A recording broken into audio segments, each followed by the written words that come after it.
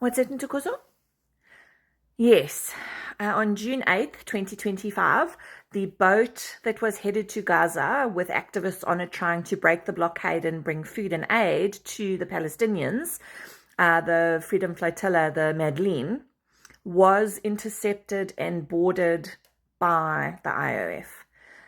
And the activists were indeed kidnapped by the IOF.